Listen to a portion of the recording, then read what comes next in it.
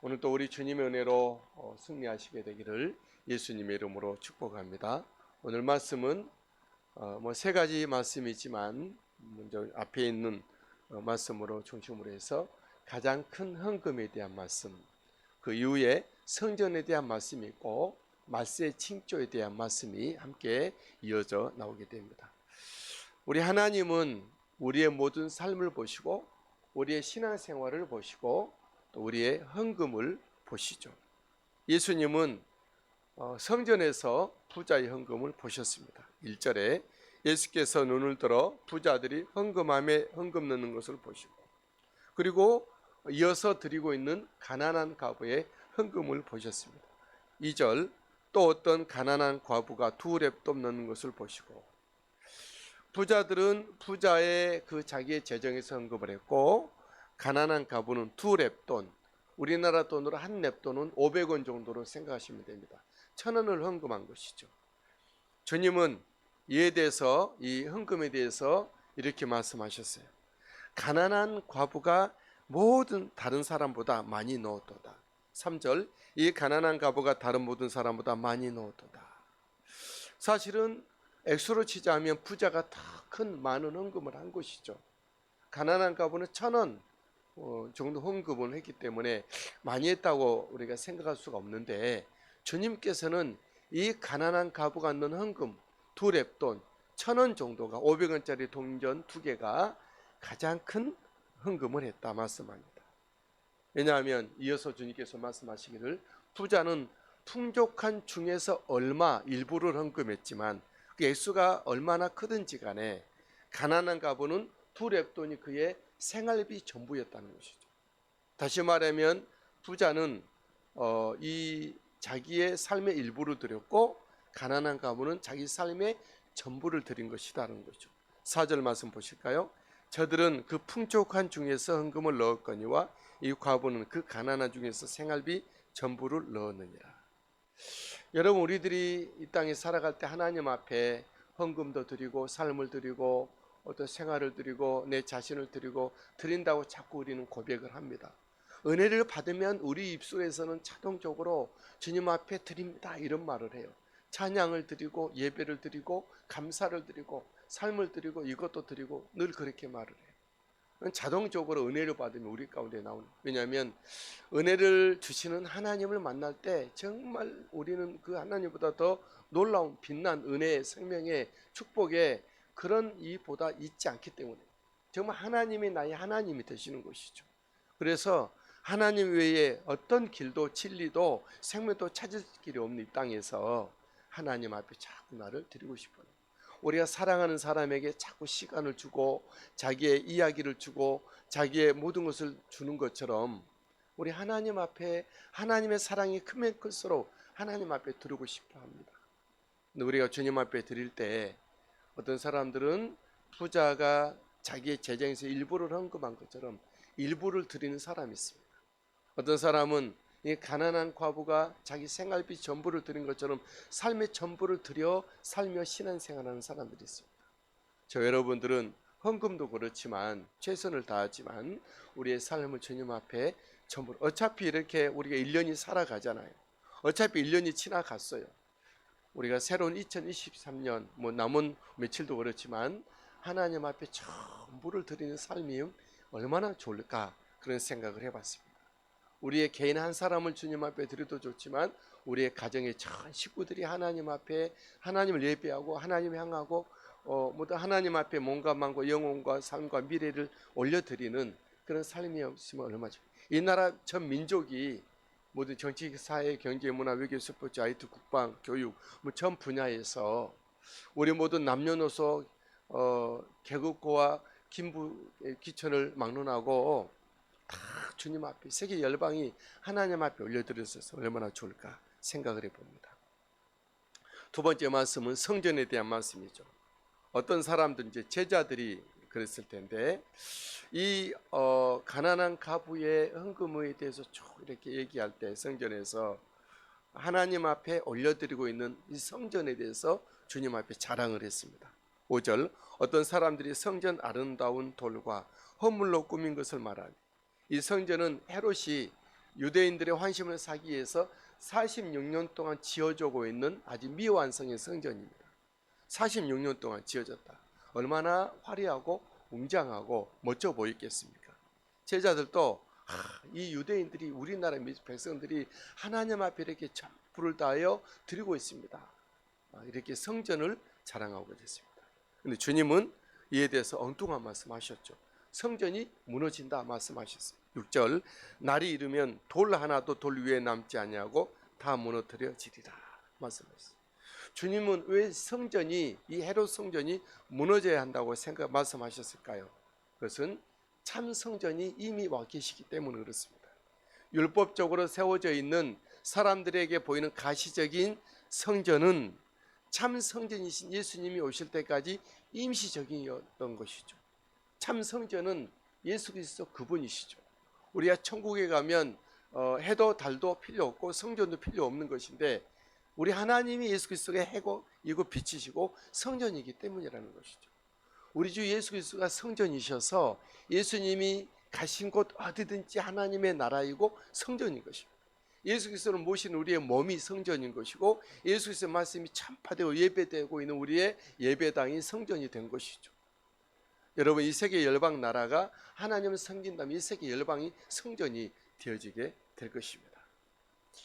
여러분 그리스도를 모신 나의 몸과 나의 삶이 하나님의 거룩한 성전인 것을 믿고 주님과 함께 동행하는 예수님이 계신 곳이 어디든지 그 어디나 하늘나라 천국 하나님의 성전인 것을 우리가 믿고 주님을 높이며 섬기는 우리의 삶이 되시게 되기를 주님의 이름으로 축복합니다.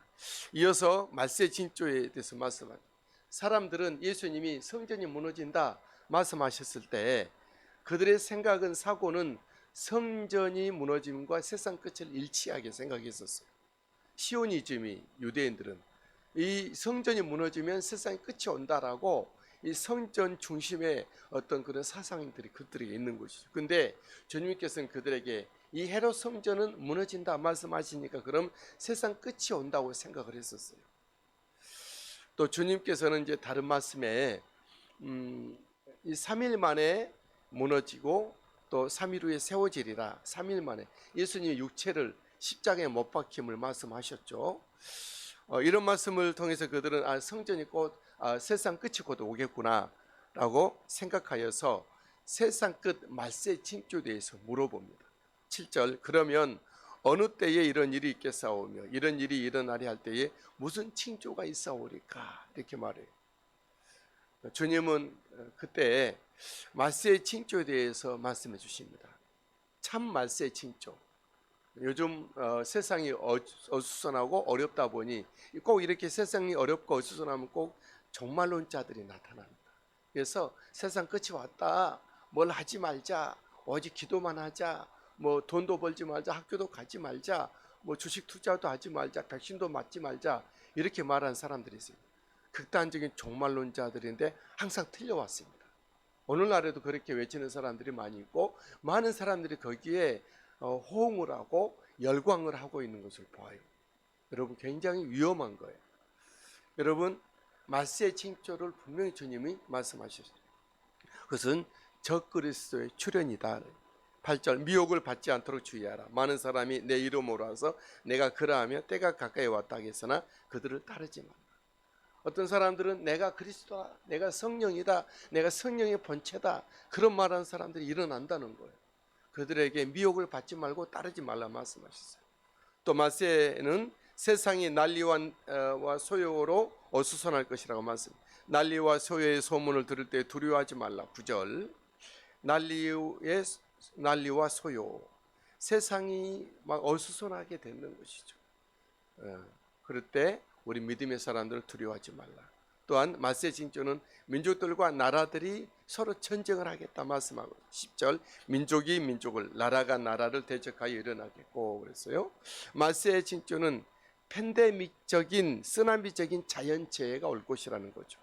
11절 곳곳에 큰 지진과 기근과 전염병이 있겠고 또 무서운 일과 하늘로부터 큰 징조들이 있으리라 말씀하고 있어요.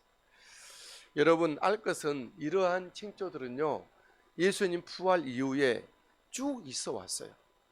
즉 오늘날 지금 벌어지고 있는 여러 가지 난리의 소문들, 어수선한 것들, 전염병의 팬데믹, 자연재해, 쓰나미 같은 자연재해 등, 그리고 이 적그리스도를 자기가 성령의 본체다, 내가 이제 두 감람나무다, 내가 뭐 성령이다, 재림 예수다 이렇게 말하는 사람들은 오늘만 있는 것이 아니라 쭉 있어 왔습니다. 민족들과 민족들이 나라들이 전쟁하는 것도 마찬가지입니다. 하지만 앞으로는 빈도를 더해가면서 또 강도가 강해지면서 발생하게 될 것입니다. 어느 한 시점에서는 세상 끝날이 오겠죠. 그날은 여호와의 날이 도래하는 거예요. 예수님이 재림하여 오는 것이 세상 끝나고. 그렇다 할지라도 스피노자가 이런 말을 했죠. 내일 지구에 종말이 온다 할지라도 나는 오늘 사과 한 나무 한 그루를 심겠다 이런 말을 했어요. 여러분 우리가 말세에 대한 징조를 사람들이 늘 증거를 대고 꼭 세상이 끝난다 그렇게 말하면서 반드시 그곳에는 물질의 착복이 있어요. 성도들은 직장도 안 다니고 뭐 일할 필요도 없고 이제 말세 끝나기 때문에 죄를 회개하고 모여서 기도하고 하다 보니 뭐 돈에 대한 가치를 못 느끼게 되고 집 팔고 논 팔고 집 팔고 주식 팔고 빚어들 가지고 교회 헌금하고 그럼 그걸 누가 가집니까? 그 적그리스도라고 말했던 그 사람의 재산이 증식되는 거죠. 이것이 이단들이 지금까지 커져왔던 수법입니다. 여러분 헌금은 이 랩돈을 넣었던 가난한 가부처럼 정말 믿음으로 드리는 겁니다. 그리고 참된 성전은 그리스도와 함께 계신 곳이라는 것을 기억하셔야 돼요. 주님과 1:1 만남과 교제를 통해서 주님을 섬기고 꼭 그러한 말씀의 사람들이 함께 모여서 기도하고 하나님의 부르심의 뜻을 이루고 영혼을 구원하고 주님의 나라를 확장하고 다음 세대들을 아름답게 길러가는 이런 것들이 믿음의 삶의 모습이다라는 것이죠. 말세 때는 더 열심히 우리가 공부해야 되고요. 말세라고 말할수록 더 우리가 정상적인 삶을 살아야 되고 말세일수록 더욱더 우리가 원칙을 지키면서 주님 오실 때까지 주어진 곳에서 보내신 곳에서 주어진 일에 성실을 다하는 것입니다. 공부하는 학생들은 열심히 성실히 공부하십시오. 직장을 준비하는 취업생들은 정말 취준생 여러분 열심히 직장을 준비하십시오. 목회하는 분들 열심히 장래 계획을 주님의 은혜에 따라서 목회 계획을 가지고 하십시오. 우리 자녀를 기르는 부모들은 백년지택에 먼 미래를 바라보며 하나님이 주님이 언제 오실지 모르지만 오늘 할 일은 열심히 하는 것입니다. 그래야 우리가 하나님의 교회를 파수하고 다음 세대들을 아름답게 잘 길러가고 내게 주신 하나님의 일들을 이루어가고 주님 오시면 그때 손 놓고 가면 되는 것이죠. 마치 우리가 6일 동안 엿새 동안 주님께서 주시는 삶의 현장에서 열심히 일을 하다가 주일이 되면 일손을 놓고 주님 앞에 가는 것처럼 와서 예배 드리는 것처럼 그런 삶을 사는 것입니다. 그러니까 여러분 오늘도 주님이 주시는 새로운 한날입니다. 임마누엘 주님과 함께 동행하고 그분을 기뻐하고 그분을 감사하고 그분을 예배하며 찬송하며 선포하며 믿음으로 나가는 또 행하는 사라지는 오늘의 삶이 되기를 예수님의 이름으로 축복합니다. 하나님 아버지 감사와 찬송과 기쁨과 주님 앞에 주님